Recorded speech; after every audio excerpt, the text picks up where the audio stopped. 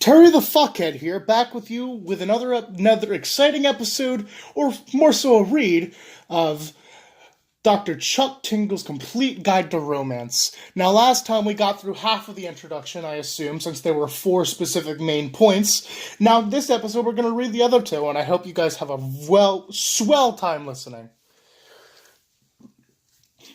Now, the next one on the list, last one was Bigfoots.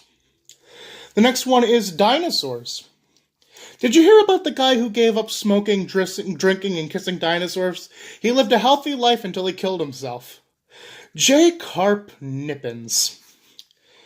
That's something. Dinosaurs are angry customers. Notoriously bad boys whose prehistoric hunks can often be seen in a chair at a tattoo parlor or at the back of a motorcycle. These are brazen and bold in the way that they carry themselves, not afraid to start a fight if need be. Many people think that what it is that makes these giant reptiles appealing is a potential partner, but the bad boy archetype of attraction has been around since the beginning of time. James Dean, Elvis, even world-renowned rapper Eminem have all been bad boys with a certain dinosaur appeal, and it's the type of attraction that most teens' heartthrob have possessed in some small quantity, at least just enough to appeal to the younger generation while their parents accepted the limited danger of this persona. Herein lies the key. Everyone wants a bad boy dinosaur, but very few people are truly after what this type of personality brings them in real life. When searching for a potential dinosaur partner, keep in mind that the difference between fantasy and reality as you choose whom to approach. A leather jacket and a motorcycle might be attractive for you for a one-night stand, but if the dinosaur in question is a literal criminal, it might not be worth the effort. Find a balance. That's actually really good advice. Despite the length warning, these are still many types of dinosaurs that are worth the effort to date. As long as you proceed with caution, below are some of the types of dinosaurs that I will recommend approaching as potential mates. The T-Rex. The Tyrannosaurus Rex has a big rap as being the most terrifying of all prehistoric dinosaurs. But this stereotype could not be farther from the truth. While the thunder lizard has once planted firmly in the top of the food chain, this massive carnivore has calmed down substantially over time. Nowadays, many of these beasts use their ruthless nature to their advantage in the world of business, holding positions on Wall Street or working at T-Rex law firms which specialize in their own particular brand of judicial aggressiveness. The Velociraptor.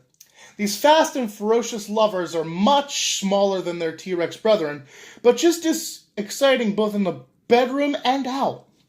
Thanks to their need for speed, many raptors, I'm a little bad with reading, I'm a little dyslexic, eventually find themselves involved in extreme sports, whether snowboarding and the icy peaks of Colorado or holding positions as competitive race car drivers.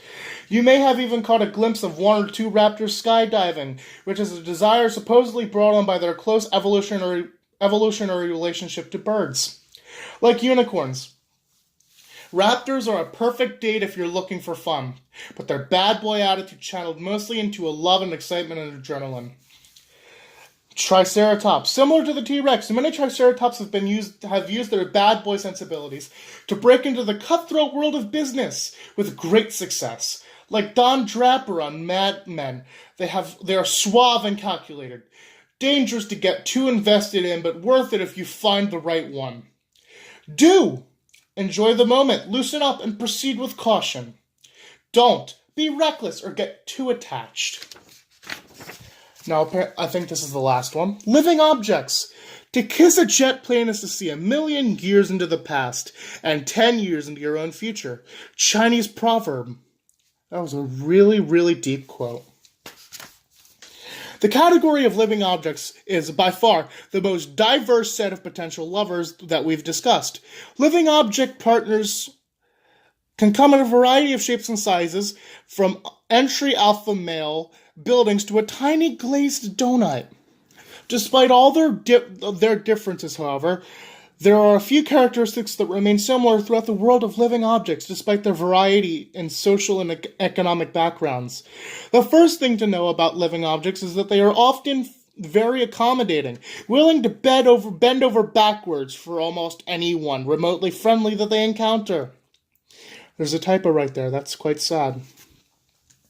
This is due to the fact that most of them spend a large amount of their day serving the general population of humans and smaller creatures.